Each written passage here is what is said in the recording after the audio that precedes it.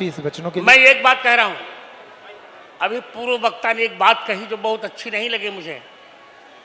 यहां शादी नहीं हो रही है और तुमने बार बार शादी शब्द का प्रयोग किया है।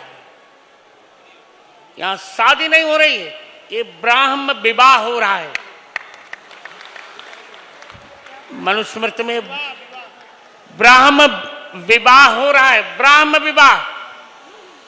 मनुस्मृति का वचन है कि जहां वर वधू को बुलाकर वैदिक विधि से विवाह किया जाए वो ब्राह्म विवाह है। मनुस्मृति में 8 विवाह कहे गए हैं, उनमें ब्राह्म विवाह सर्वश्रेष्ठ है। तो कथावाचक महोदय करुणा करके शादी शब्द का प्रयोग मत कीजिए, ये ब्राह्म विवाह है। मेरे कृपा पात्र धीरेन्द्र शास्त्री ने यह उत्सव किया है, मैं बहुत बहुत आशीर्वाद रहा हूं। और फिर सभी दंपतियों को कह रहा हूं, 300 दंपति, बार बार आप करें पुत्रियों का विवाह, अरे पुत्री पुत्र दोनों दंपति का ये विवाह हो रहा है। इन 300 दंपतियों को संकल्प करना पड़ेगा कि यावत जीवन ये हिंदू धर्म, वैदिक हिंदू धर्म, सनातन धर्म की परंपरा का पालन करते रहेंगे, यावत जीवन गृहस्थाश्रम में प्रतिदिन कम से कम 1 हनुमान चालीसा और 5 दोहा रामचरितमानस का पाठ करते रहेंगे। ऐसी मेरी आज्ञा है, ऐसा मेरा आदेश है, ऐसा हमारा उपदेश है, ऐसा मेरा संदेश है। जय श्री राम। भारत के धर्म ने आपके हाथों में, पूज्य जगतगुरु भगवान के हाथों में धर्म ध्वजा के साथ दंड भी दे रखा है और उसी दंड से वे हमें अशुद्ध से शुद्ध करते रहते हैं। बड़ी कृपा उनकी।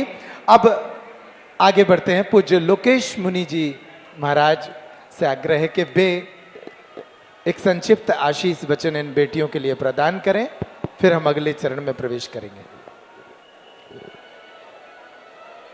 भारत माता की वंदे।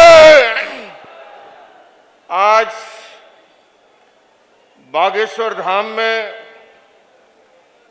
जो 300 से अधिक कन्याओं का, युवाओं का विवाह संस्कार संपन्न कराया है, उसके लिए मैं सर्वप्रथम जैन आचार्य लोकेश मुनि सनातनी परम आदरणीय धीरेन्द्र कृष्ण शास्त्री जी महाराज का अहिंसा विश्व भारती संस्था की ओर से, विश्व शांति केंद्र की ओर से बहुत बहुत अभिनंदन करना चाहता हूं।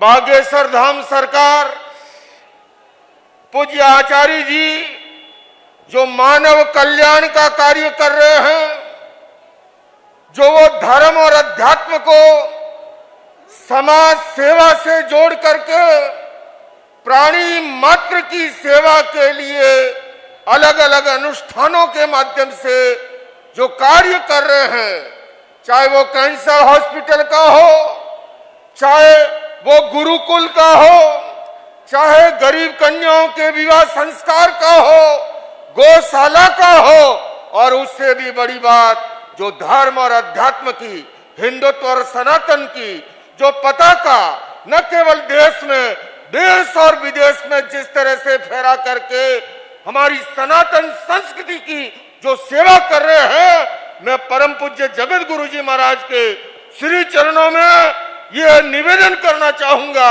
कि उन्हें ऐसा आशीर्वाद दे कि वो इससे 100 गुना अधिक और काम करने में समर्थ बने।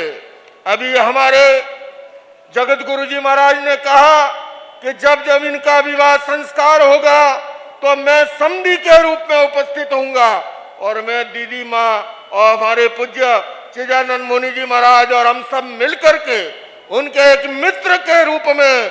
लेकिन मैं इस अवसर पर यह जरूर कहना चाहूंगा, बंधुओं और बहनों, अब वो समय आ गया है, सनातन की सारी शक्तियों को एकजुट होने का समय आ गया है। मैं आपके सामने जैन आचार्य लोकेश गर्व से कहता हूं, मैं हिंदू हूं, मैं सनातनी हूं, क्योंकि सत्य सनातन जो शाश्वत है, जो त्रैकालिक है, जो सदा से चला आ रहा है, और वही वास्तव में सनातन धर्म है।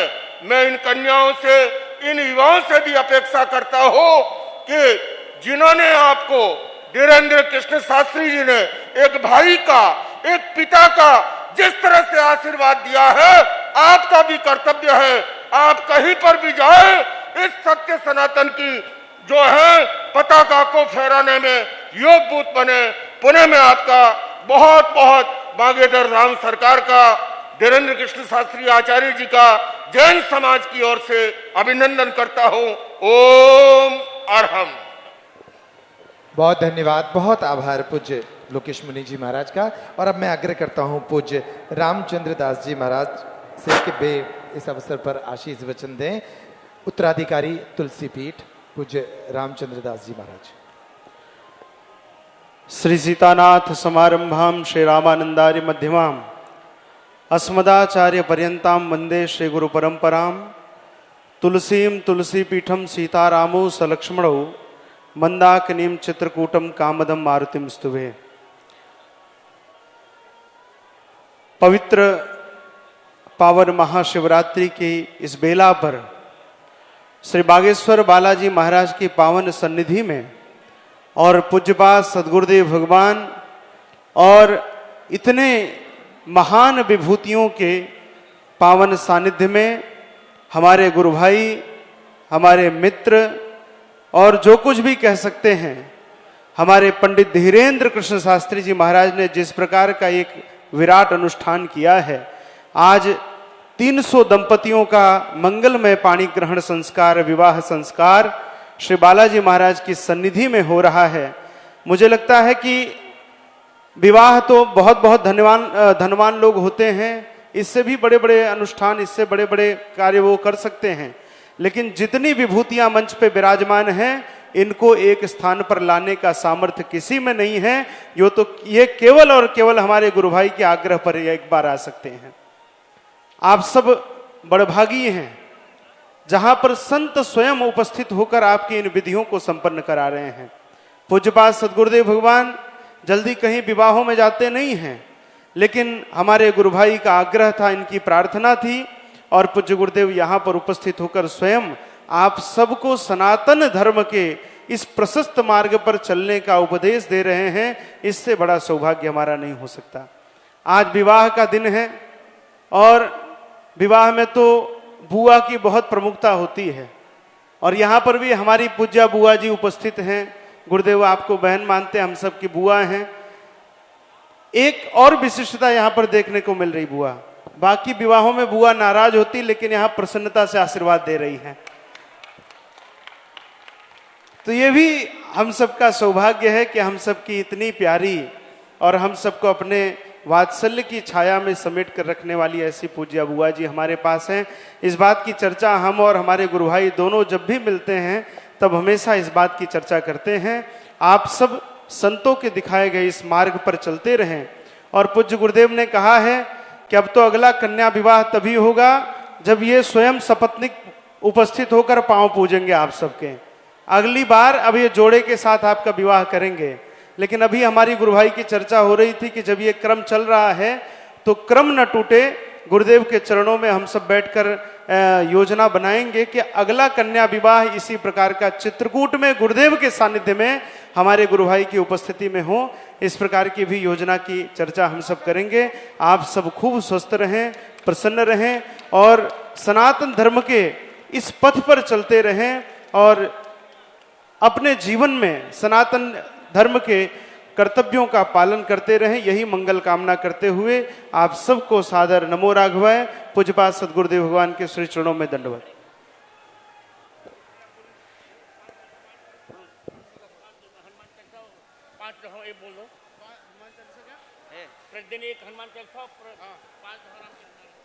गुरुदेव की आज्ञा। देखिए, हमारे यहाँ जब संत पधारते हैं, तो उनको कुछ न कुछ दक्षिणा देनी पड़ती है। आज गुरुदेव हमारे गुरु भाई के आग्रह पर, पंडित धीरेन्द्र कृष्ण शास्त्री जी के आग्रह पर आप सबको आशीर्वाद देने यहाँ पधारे हैं और आप सब आज से दाम्पत्य जीवन की ओर जा रहे हैं। तो इसमें आपको संत को दक्षिणा, गुरुदेव को दक्षिणा देनी ही पड़ेगी। गुरुदेव ने आप सबसे जो दक्षिणा मांगी है कि प्रतिदिन एक हनुमान चालीसा का पाठ और कम से कम 5 दोहा श्री रामचरितमानस जी का पाठ आप करेंगे, उससे आप सुखी भी रहेंगे, प्रसन्न भी रहेंगे और जीवन पथ पर जो भी कभी कभी संकट आते हैं, सुख दुख के क्षण आते हैं, वो अपने आप अनुकूलता से निकलते जाएंगे। तो एक बार ताली बजाकर आप गुरु जी को ये वचन दीजिए कि आपने इस वचन को माना, इस दक्षिणा को गुरुदेव को अर्पित किया।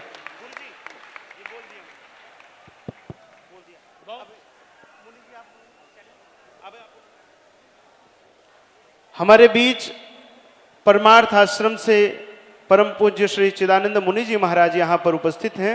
मैं उनसे भी प्रार्थना करता हूँ कि इस मंगलमय अवसर पर अपना आशीर्वचन प्रदान करें।